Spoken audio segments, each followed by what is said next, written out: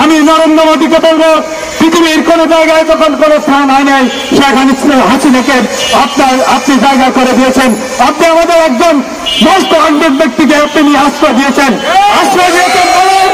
আশ্রয় দিয়েছেন ভালো কথা, কিন্তু এখন থেকে বসে বসে উনি যেন কোনো কলকারি রাখতে না পারে সেই সরকারকে আহ্বান জানিয়েছে বাংলাদেশে যেন কোন সাম্প্রদায়িক দাঙ্গা না হয়।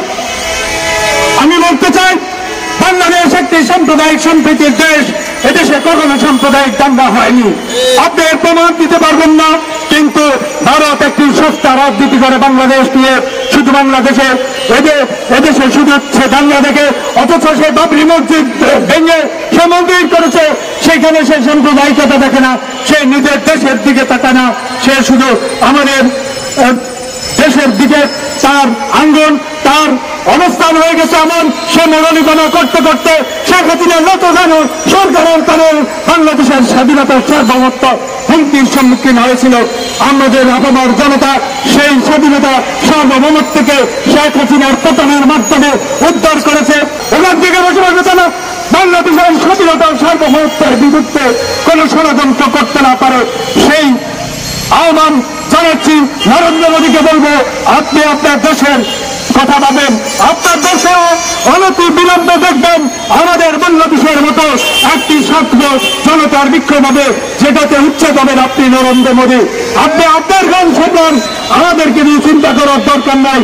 আপনি যদি আমাদেরকে নিয়ে চিন্তা করেন, আমাদের অভ্যন্তরীণ বিষয় নিয়ে যদি কোন হস্তক্ষেপ করতে চান, তাহলে আমাদের প্রধান উপদেষ্টা ডক্টর মোহাম্মদ ইউনূস সেই কথাটি বলেছেন যে আপনি যদি আমাদের অভ্যন্তরীণ বিষয়ে চিন্তা করেন বা কোনো গোলাপানিতে ভাগ স্বীকার করতে চেষ্টা করেন, তাহলে আপনার সেভেন সিস্টারকেও সেই অবস্থার সম্মুখীন হতে হবে। আপনি অবশ্যই চিন্তা করবেন এই ভারতবর্ষের এবং বাংলাদেশ এশিয়ার একটি গণতান্ত্রিক রাষ্ট্র, বাংলাদেশের শান্তি শৃঙ্খলা যেন বজায় থাকে।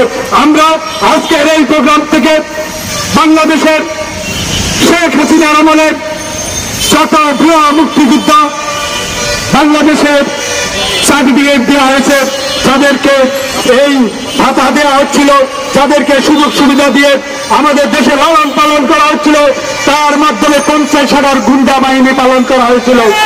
সেই 50,000 গুন্ডা বাহিনীর সনদ বাতিল করে অনতি বিলম্বে আমাদের এই টাকাগুলা, আমাদের এই ফরেন রেভিনিউ থেকে আমরা তাদেরকে যে টাকা দিই, আমাদের জাতির অতি কষ্টে আমাদের গার্মেন্টস শ্রমিকদের টাকা, আমাদের মেহনতির জনতার টাকা আমরা সরকারকে ট্যাক্স দিই, সেই ট্যাক্স থেকে সেই ভুয়া মুক্তিযোদ্ধাদেরকে টাকা দিয়েছিল।